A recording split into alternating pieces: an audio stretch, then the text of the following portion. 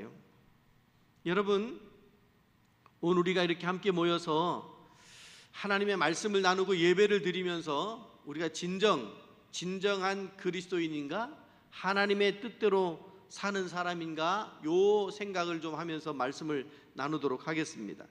자, 제가 한 번 더 오늘 본문 말씀을 읽어드릴 텐데 이번에는 번역 중에 새 번역으로 제가 읽어드리겠습니다. 여러분은 이 세상이나 세상에 있는 것들을 사랑하지 마십시오. 누구든지 세상을 사랑하면 아버지의 사랑이 그 사람 안에 있지 않습니다. 이는 세상에 있는 모든 것들 곧 육신의 탐욕과 안목의 정욕과 세상살이의 자랑은 아버지께서 온 것이 아니라 세상으로부터 온 것이기 때문입니다.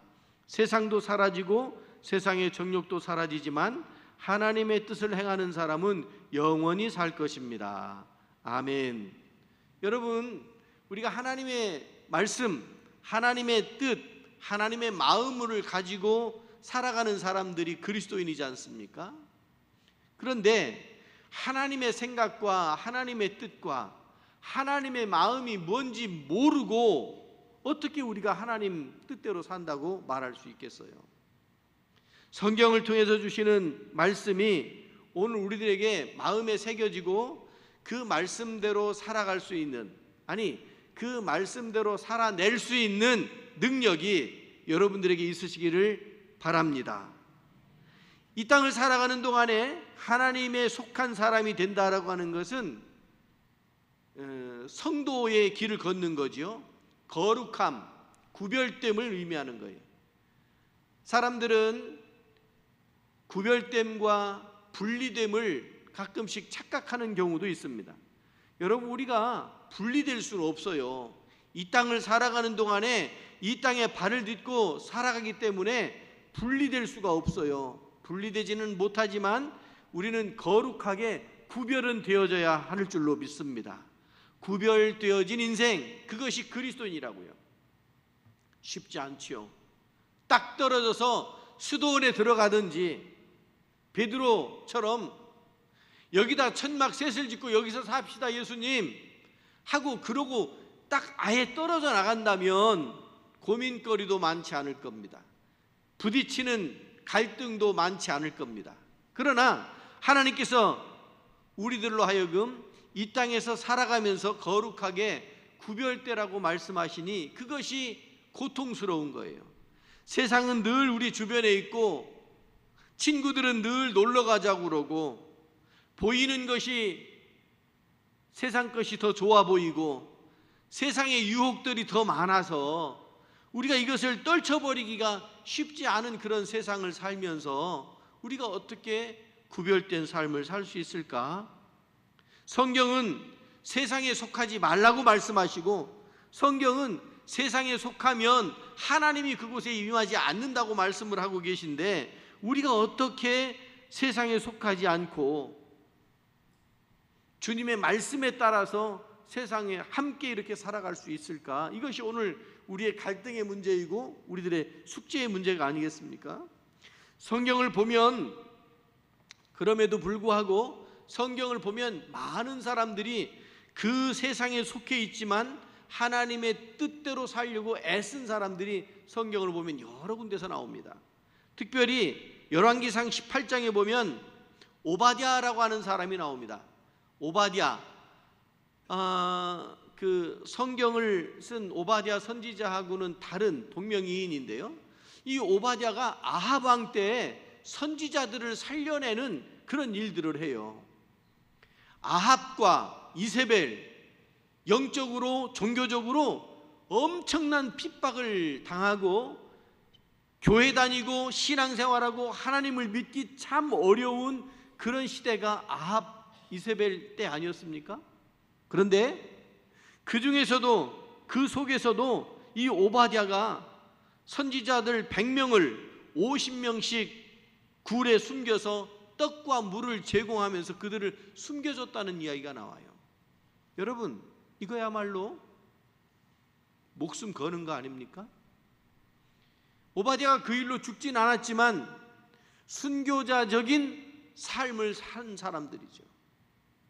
지난주에 저는 당진시 기독교연합회 임원들 선견지 견학이란 제목으로 전라남도 영광군에 있는 염산교회에 방문을 했습니다.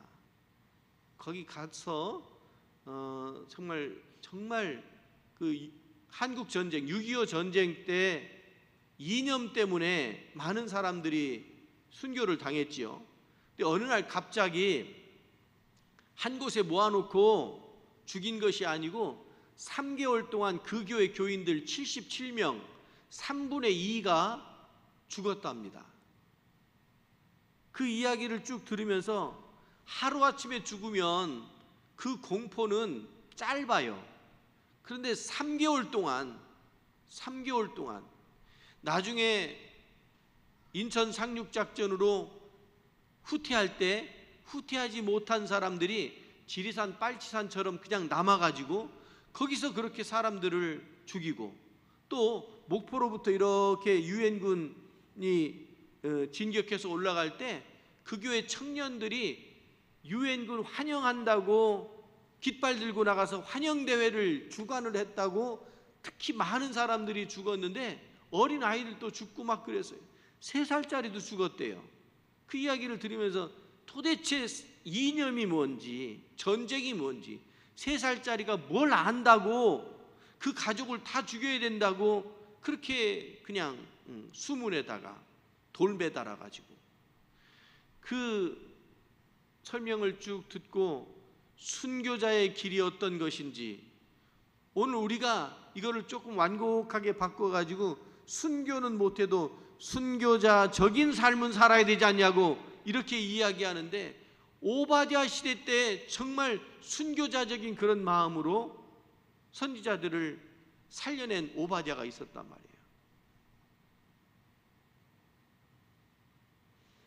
설명을 다 듣고 나와가지고 기념사진을 찍자고 그랬는데, 기념사진을 찍는데 햇볕이 얼마나 강한지 인상을 쓰게 됐고, 어떤 분이 막 그래가지고 장난치면서 이제 우스갯소리 하니까 사진 찍어주던 그 교회 목사님이 웃지 마세요, 핀잔을 주더라고. 순교교회 와가지고 순교에 대한 그런 이야기를 듣고서, 왜 보면 사진 찍을 때 웃자고 그러잖아요.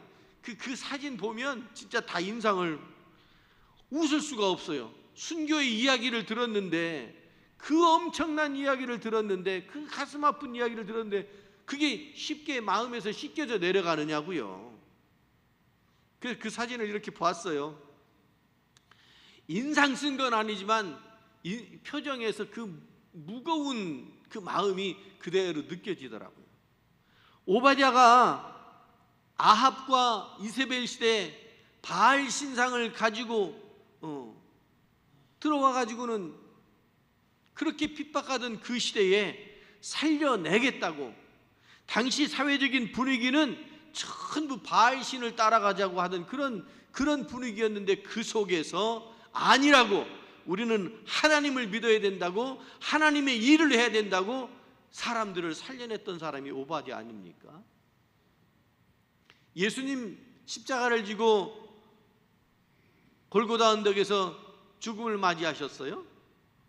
본래 십자가형은 그곳에 그냥 그렇게 두는 거예요. 그리고 인민재판하듯이 사람들, 지나가는 사람들이 다 보라고 그냥 거기에 둔다고요. 그런데 아리마대 사람 요셉이라는 사람이, 이 사람은 오늘날로 말하면 국회의원 같은 그런 역할을 하던 사람이었잖아요. 사회적인 지위가 높았어요. 사람들의 시선이 뜨거운 그런 사람이었다고요. 그런데 그 사람이 백부장을 찾아가고 빌라도를 찾아가서 예수님 장례를 내가 모시겠다고, 여러분 그 말 딱 떨어지는 순간 너도 한패였지, 아리마대 사람 요셉에게 그런 낙인이 찍힐 수 있는 그런 상황이었단 말입니다. 그럼에도 불구하고 이 아리마대 사람 요셉이 세상에 휩쓸리지 아니하고 자기 믿음을 가지고 예수님의 장례를 치렀지 않습니까? 예레미야 시대 때에도 마찬가지입니다. 시드기야 왕 때, 이때가 이제 그 남유다의 마지막 나라가 막 망해져 가던 그런 때였는데, 그때 영적으로 타락한 그 상황을 왕도, 제사장도, 선지자도 누구도 나서서 그 상황을 다시 일으켜 세울 수 있는, 신앙적으로 세울 수 있는 그런 힘이 달리던 그런 때였는데요, 예레미야가 나서서 눈물을 흘리며 이러면 안 된다고, 이렇게 살다 우리 다 죽는다고 그랬더니 그 말 듣기 거북한 사람들, 그 말 듣기 싫은 사람들이 예레미야를 잡아다가 구덩이에다가 떨어뜨렸잖아요. 여러분, 그때 그 사람 편에 있는 사람은요 같이 낙인 찍히는 거예요. 그런데 에벤멜렉이라는 사람이 나와서 끈, 이거 옷 엮어 가지고 줄을 만들어서 구덩이에 저 깊이 빠져 있는 예레미야를 끌어올려서 시위대 뜰에서 지내게 그렇게 해줬다는 이야기가 나와요. 여러분, 세상 살아가는 것이 간단하지 않지요. 회사에서, 직장에서, 일터에서, 아니면 세상의 어떤 동아리 속에서, 학교에서, 어디서든 믿음으로 말씀대로 산다고 하는 것이 쉽지가 않지요. 그런데 성경을 보면 그런 상황 속에서도 믿음을 잃지 않고 살아가는 것이 오늘 우리들에게 필요하다, 이 말씀을 하고 계시는 거예요. 이 땅에, 같은 세상에 같이 발을 딛고 세상 문화와 세상 문명을 이용하며 살아가고 있는 우리가 어떻게 구별될 수 있을까? 마지막으로 사무엘 이야기 한 번 더 할게요. 사무엘은요, 한나가 낳았지요. 그 어린 나이부터 성전에서 살았어요. 제사장 집에서 같이 살았다고요. 그런데 성경 뒤에 보면 엘리 제사장 때 영적인 어떤 그런 어두움이 임했어요. 영안이 어두워졌다고 그랬어요. 하나님의 말씀이 희귀했다고 그랬어요. 하나님의 말씀을 이야기해 주는 사람도, 신앙적인 사람도 없었다고 그랬어요. 그러니 아시듯이 엘리 제사장의 자녀들이 죄를 짓는 그 속에서 사무엘이 성장을 했어요. 그러면 여러분, 어렸을 때부터 성장할 때 이렇게 보면, 양육되어질 때 보면 그 분위기, 그 상황에서 벗어나기가 어렵잖아요. 그런데 그 속에서도 사무엘은 하나님의 음성을 듣는 그런 사람이 되었다고요. 세상을 탓하지 않고 세상이 악하니까 나도 어쩔 수 없다고 자기 합리화시킬 것이 아니고, 그 속에서도 하나님의 말씀이 내가 하나님의 말씀을 듣고 어떻게 살아갈지 결정을 해나가는 거 아니겠습니까? 본래 믿음은 선택이잖아요. 세상을 사랑하지 마라. 왜냐하면 시편 외우기 딱 좋은데, 시편 119편 119절에 보면 주께서 세상의 모든 악인들을 찌꺼기같이 버렸다, 이렇게 말씀하십니다. 여러분, 찌꺼기를 잘 보관하시는 분 계신가요? 찌꺼기는요, 썩어요, 냄새나요, 전염시켜요. 다른 사람들, 주변을, 환경을, 그게 찌꺼기예요. 근데 이거를 잘 보관하느냐고요. 찌꺼기는 될 수 있으면 멀리, 될 수 있으면 땅 깊이 버려지는 것이 찌꺼기예요. 시편에 보면 세상의 모든 악인들을 찌꺼기같이 버렸다고 이렇게 말씀하시거든요. 오늘 우리가 세상 사람과 같이 하나님으로부터 찌꺼기같이 버려질 것이 아니고, 오히려 우리가 구별되어진, 성별되어진 성화의 길을 걸으면서 주님의 복을 받아 누리는 저와 여러분이 되어져야 하지 않겠습니까? 주님께서 오셔서 우리를 믿음으로 안내하고 믿음으로 인도하시고 거룩하게 살게 하셨고, 거룩하게 살라고 말씀하시니, 여러분, 이 명절에도 또 가족들 간에도 서로 구별된 거룩한 길을 걷는, 그래서 하나님으로부터 복을 받는 복된 여러분들이 되시기를 주님의 이름으로 축원합니다. 기도하겠습니다. 자비하신 하나님 아버지, 오늘 저희들을 복되고 거룩한 이날에 주님 전으로 부르시고 예배자가 되게 하신 것 감사합니다. 하나님, 세상은 점점 더 교묘한 말과 수단으로 우리들을 수렁으로 빠뜨리려고 하지만, 그러나 주님의 말씀을 붙들고 그 말씀으로 다시 거룩하게 구별되게 세워져 나가는 저희들 모두가 되게 하여 주시옵소서. 험한 세상, 유혹이 많고 범죄가 많은 세상이지만 주님께서 저희들을 지키시고 보호하셔서 성도의 길을 걷게 하옵소서. 예수 그리스도의 이름으로 기도드리옵나이다. 아멘.